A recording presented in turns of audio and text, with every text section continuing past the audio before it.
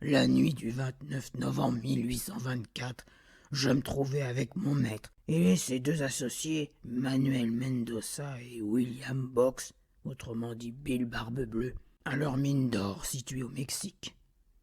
Il y avait longtemps que ces trois hommes cherchaient de l'or et ils avaient creusé un trou profond dans le sol.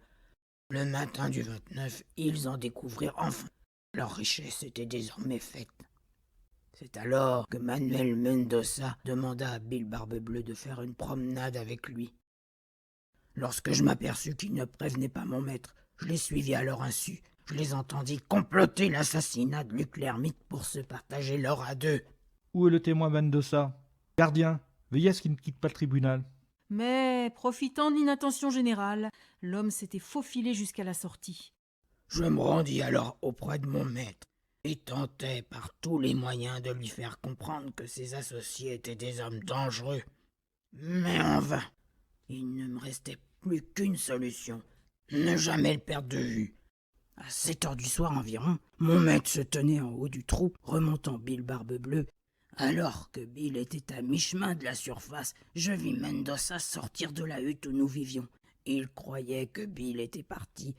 En voyant Luc tirer avec peine sur la corde, il crut par conséquent qu'il remontait un chargement d'or. Il sortit alors un pistolet de sa poche. J'aboyais pour avertir mon maître du danger qu'il menaçait, mais il était tellement occupé à remonter Bill qu'il n'y prêta pas attention.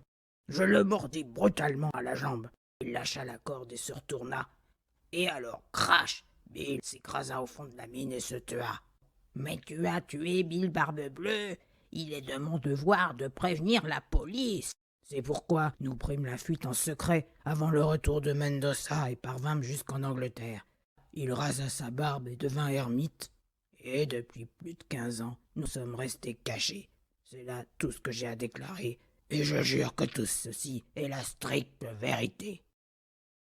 Le juge fit ensuite un long discours à l'adresse du jury, à la suite de quoi les 12 jurés se retirèrent dans la pièce contiguë. Pourquoi les jurés sont-ils sortis? C'est la coutume à la fin d'un procès. Il s'agit de décider si l'accusé est oui ou non l'auteur du crime. On peut y aller avec eux, Bob et moi, pour les aider à faire le bon choix? Non, ils doivent en débattre en secret. Mon Dieu, regarde, ils reviennent déjà. Votre honneur, le jury déclare l'accusé non coupable. Qu'est-ce que cela veut dire? Mais je ne pus entendre sa réponse car il avait bondi de sa chaise, de même que toute la salle. Oh, Luc, je t'ai enfin retrouvé. Allons-nous-en, Stubbins. Mais on ne va pas parler à Luc? Lui demander s'il part avec nous? Ce ne serait pas très opportun. Il n'est pas possible de partir en voyage quand votre épouse vous retrouve après 15 ans. Nous allons nous concocter un petit mélange de déjeuner et de thé avec du cresson et du jambon. Cela nous fera du bien. Allez, viens.